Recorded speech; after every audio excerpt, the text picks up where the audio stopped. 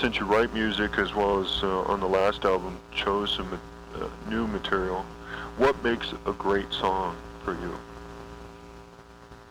Ooh, that's a hard question. I think it's something, it's that just magical combination of a great tune and lyrics that have something to say about something. I always, when we're picking cover songs, picking the songs for this record, the criteria really had to be that we felt, I was thinking, it's got to be a song that I wish I'd written, something really felt strong about, and Chris felt it was something that had something to say that she really was in tune with and that she could support and, feel really strong about.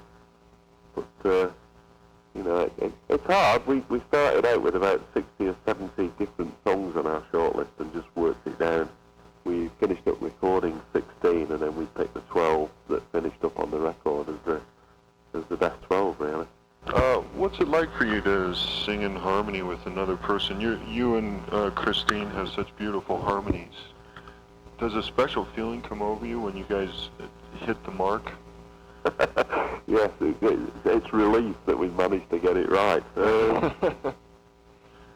No, I think we're incredibly lucky. It's just something where it's never been really hard work for us. It's always just been something that came very naturally, and I think we're lucky in that we're both from the same part of the world. We're both from the northwest of Britain. Chris is from the Isle of Man, which is about 60 miles off the coast of Britain.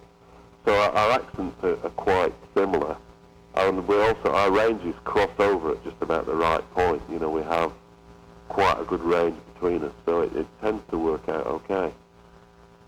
We're just lucky, I think. So what makes a great performer once you get on stage? I think it's for me, the acts that I like the most are people where there's no, you deliver, they kind of deliver, it's all about performing, it's delivering the songs and really making you believe it. There are certain people, people that I like.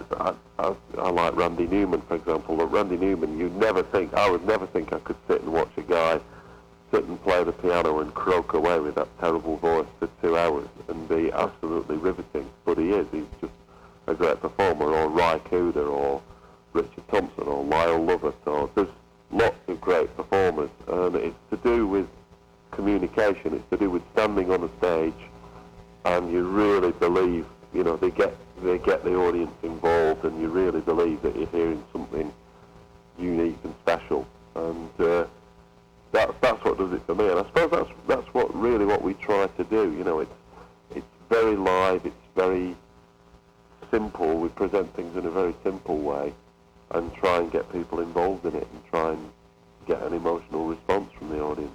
Kind of not like, I think a lot of, you go to stadium shows and rock shows these days, and you might just as well stop at home and watch the video, because there's just no point of contact between the audience and the artist. It stops 2 rows from the crash barriers. I think with this record, it's a very sparse record. We deliberately wanted, because we started off from the premise that we were going to do a record of other people's songs, and we wanted to pick really, really strong songs, and then we thought, well, for me, I think for both of us, the criteria for a great song is that you can do it in a really simple fashion, and that it comes across powerfully. It feels bigger than somehow the elements, and that was what really shaped up the way we recorded the record. We just thought, what's the simplest possible way that we can do these songs?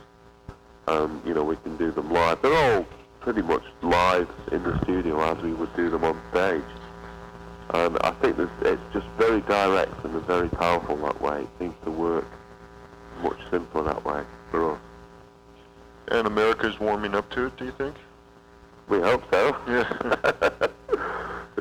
Yeah. It feels, every time we come back we play to a few more people and move a few more records, and it feels as though we're getting somewhere, which is nice.